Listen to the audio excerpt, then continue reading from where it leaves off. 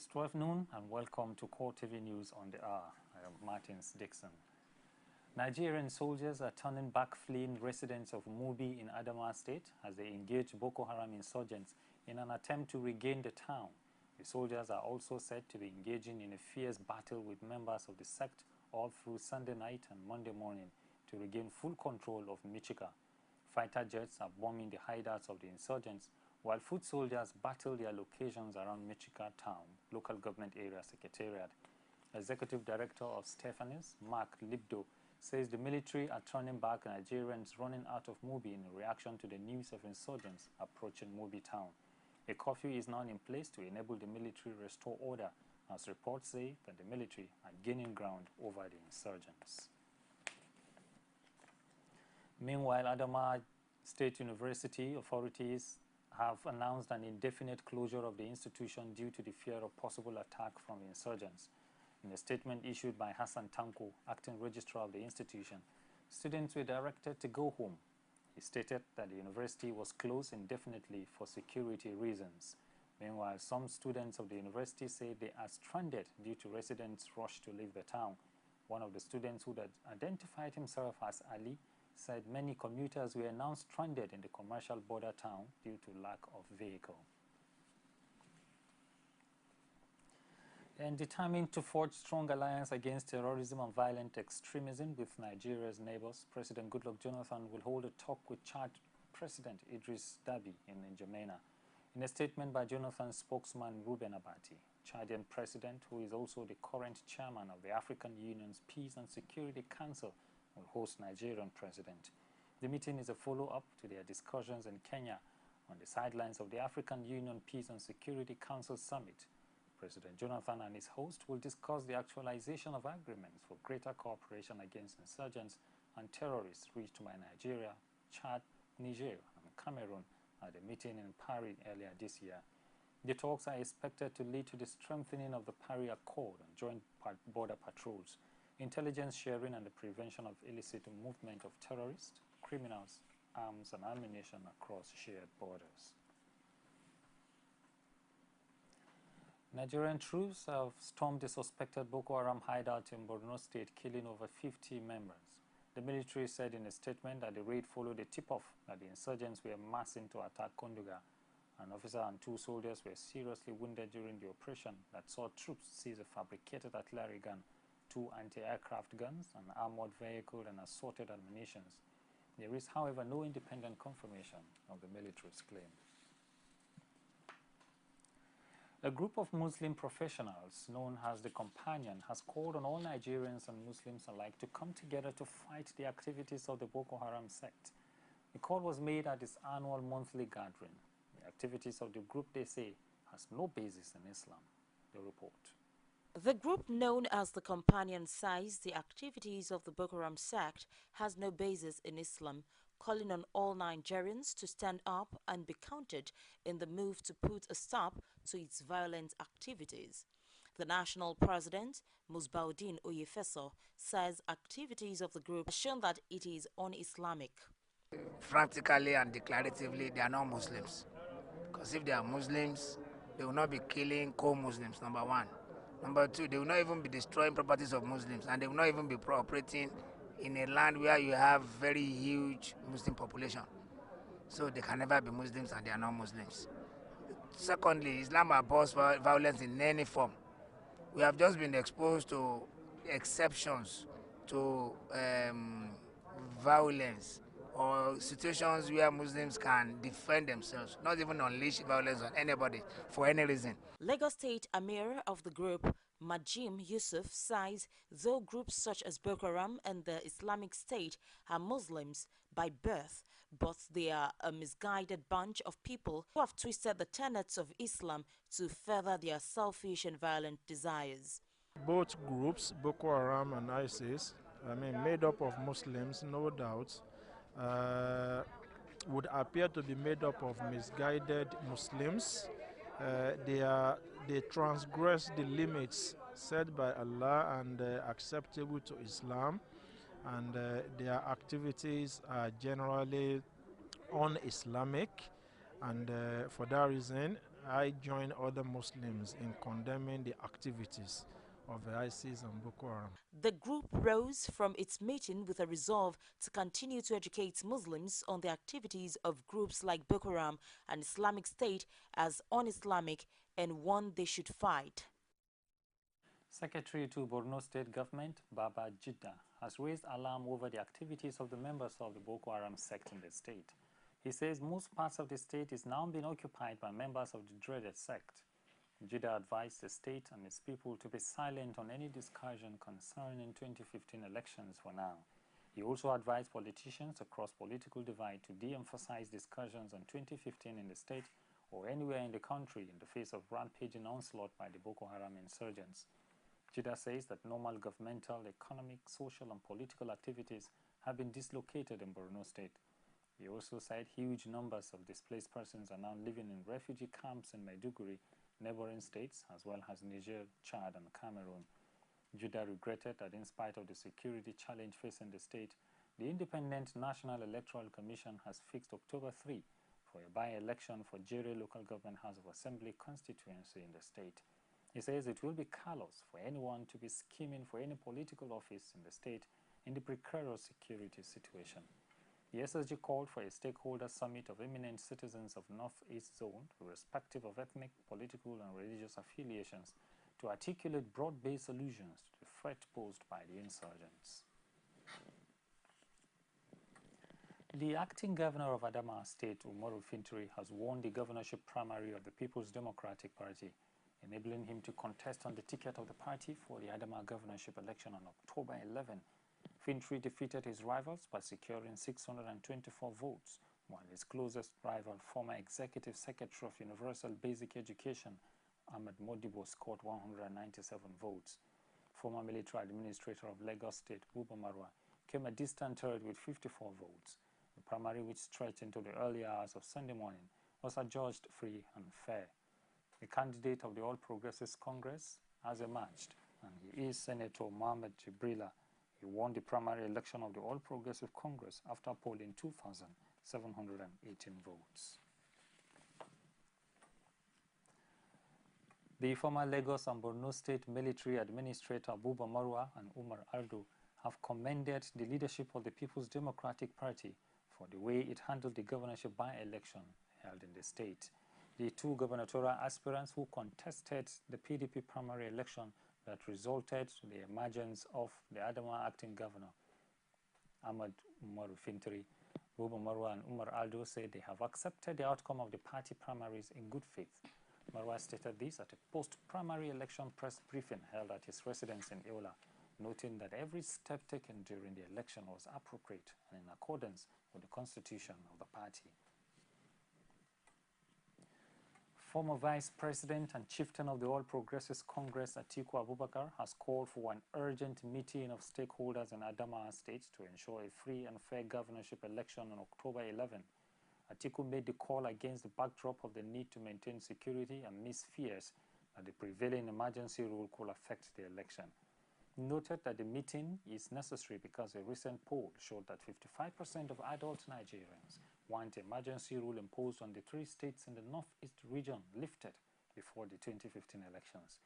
Atiku said the envisaged meeting will come up with modalities for ensuring a free and fair election in an emergency rule in the Adamawa State. He, however, observed that the emergency rule in the state calls to question the expected level playing ground which the government is supposed to provide for all political parties.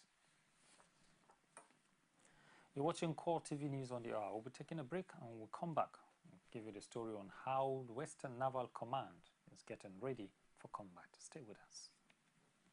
There is an Ebola virus epidemic in some West African countries. The Nigerian government wants you to be aware and watch out against the spread of Ebola in your community.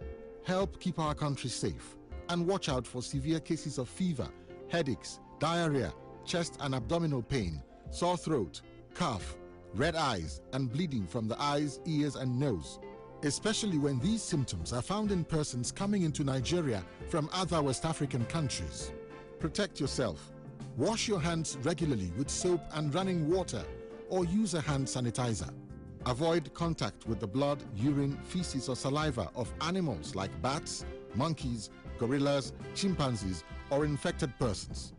The Ebola virus is deadly. Don't catch it. Don't spread it. This message is brought to you by the Federal Ministry of Information. As part of efforts to keep the Nigerian Navy in shape, Western Naval Command has organized a 3-day small arms firing exercise for officers and ratings.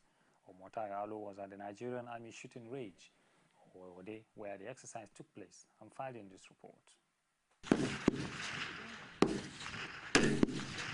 Not just observing, but having a feel of what it means to hit a target by the naval officers.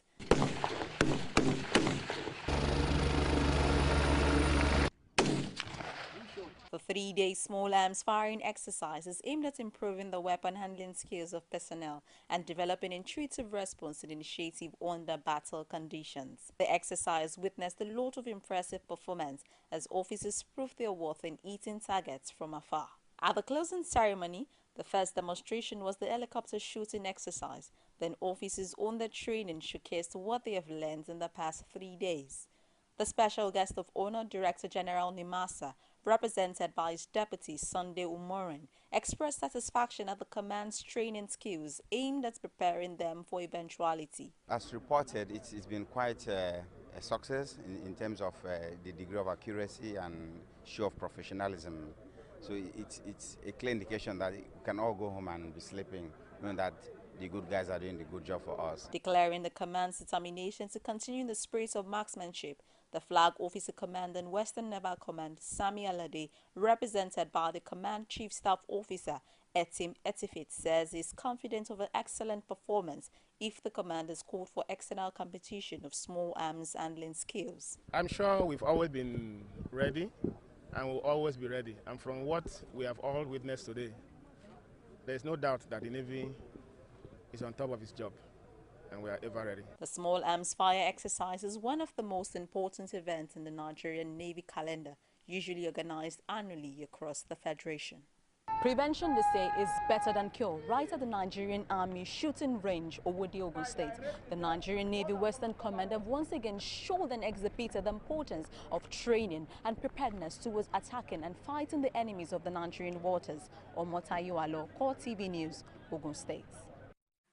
Nigeria's aviation authorities have ordered a total review of the security system at all airports across the country. Minister of Aviation Osita Chiduka disclosed this during an on-the-spot assessment of ongoing construction work at the Abuja airport. The minister maintained that his focus is to ensure safety in the air and security of passengers. Correspondent Pai Samuel reports. For some time now, airports across the country have been upgraded to enhance passengers' convenience and safety. But government is still not satisfied with the safety and security system in place around the airports. Now, Aviation Minister Osita Chidoka is determined to put a stop to what he considers as security lapses. He is prepared to channel available resources towards ensuring the safety of Nigeria's airspace. And the safety of air freight and passengers. So we're talking to airline operators, we're talking to NCAA inspectors, and we're making sure that we focus greatly on the safety of our airspace. During the inspection, the minister was satisfied with the level of work that is ongoing. I've also tried to see that my predecessor has done very well in the terminal remodeling and the building, so there's no new thing to add there. All we need to do is to focus and complete the work that's already started.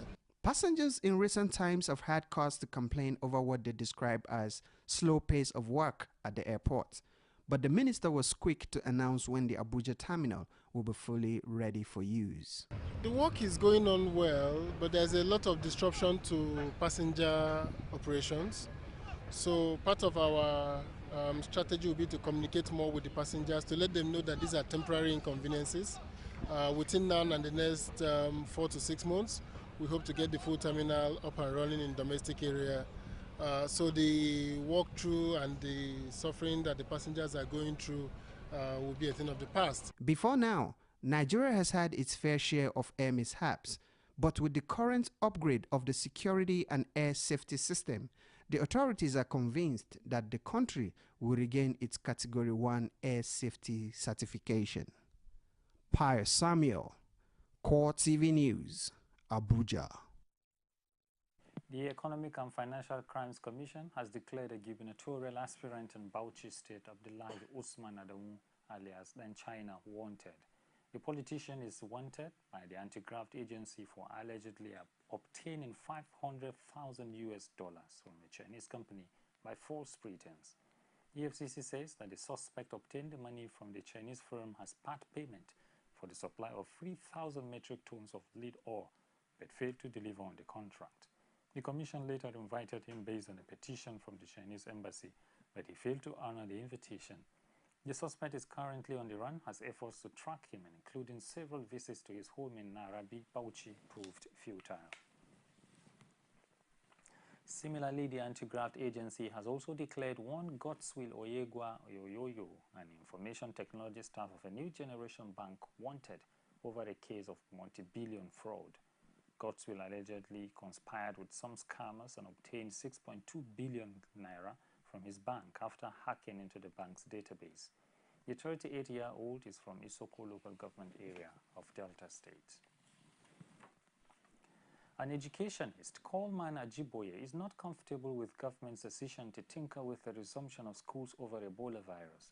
He told CoreTV News in Abuja that government officials should be considering extending Ebola sensitization program to schools.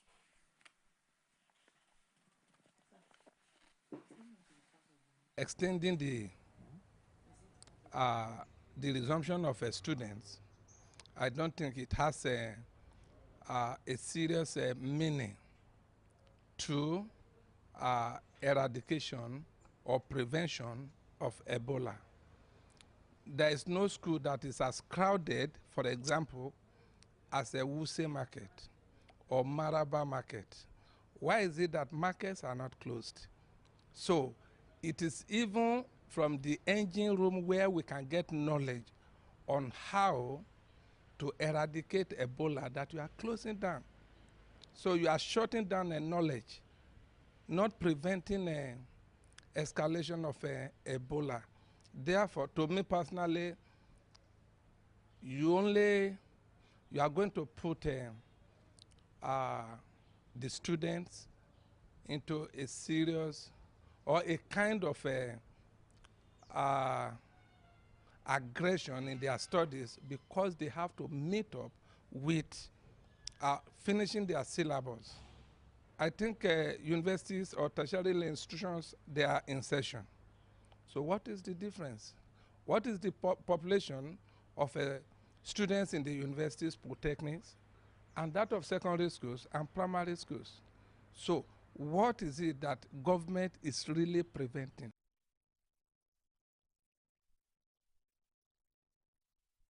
You're watching CoreTV News on the air. We'll take a break. I will be back shortly. Stay with us.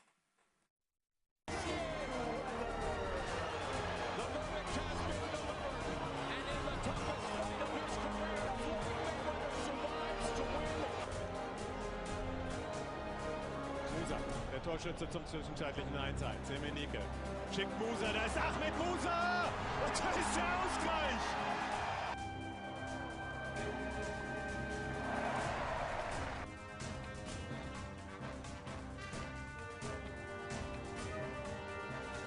It's a beautiful Saturday evening in the city of Lagos. Off the turn, Phelps had it, but then Matsui kept going. Idols. 5 to shoot. Leonard does.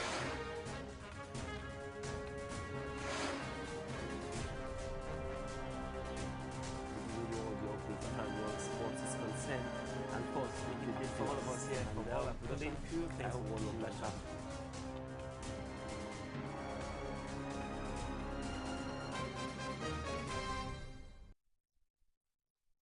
Soldiers are battling to rescue thousands of people trapped in Indian Kashmir's worst flooding for half a century, which has left more than 100 people dead and the main city of Srinagar underwater.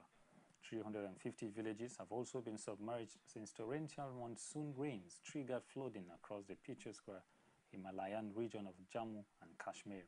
Across the border in Pakistan, landslides, flash flooding and houses collapsed from days of heavy rain, leaving about 128 people dead. The Jhelum River, swollen by heavy rain, flooded large parts of Srinagar and forced frantic residents onto rooftops. Hundreds of troops, police and other emergency personnel, backed by helicopters and boats, have been deployed across the state to reach those stranded, with 11,000 people rescued so far, officials say. Prime Minister Narendra Modi flew to the remote region to meet Abdullah, and emergency response officials amid concerns the death toll could rise. The crisis between Israel and Hamas in the Gaza Strip has completely crumbled the aviation sector in Gaza. The once busy airport is now in a shadow of itself, dashing hopes of a Palestinian sovereignty. In this report, correspondent takes a look at Gaza without an airport. The report.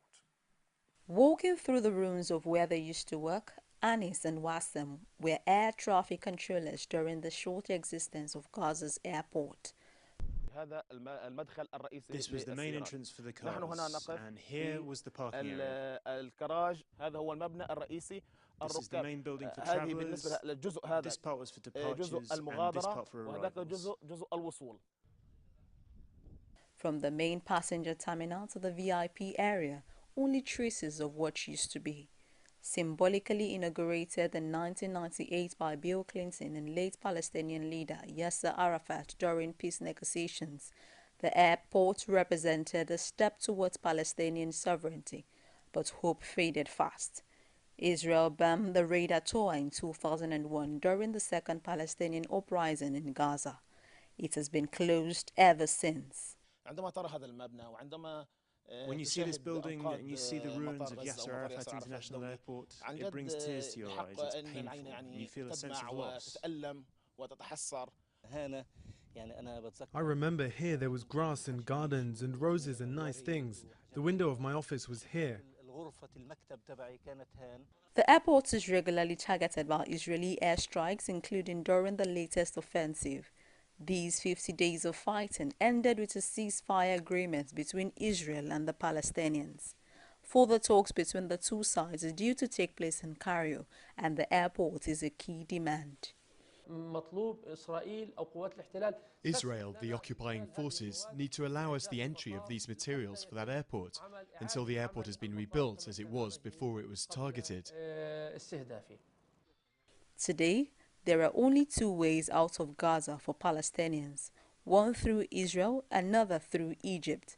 But since the beginning of Israel's blockade of the enclave in 2006, residents face severe restrictions at both crossings. According to the UN, opening the airport would not only grant Gazians freedom of movement, but also boost the economy. If they were able to, for instance, export textiles or woods, that would be a great opportunity for them to be able to shift this cargo on an airlift. I mean, it will be tremendously beneficial. The airport is now home to young men looking for scrap metal to sell, as well as a different breed of visitor.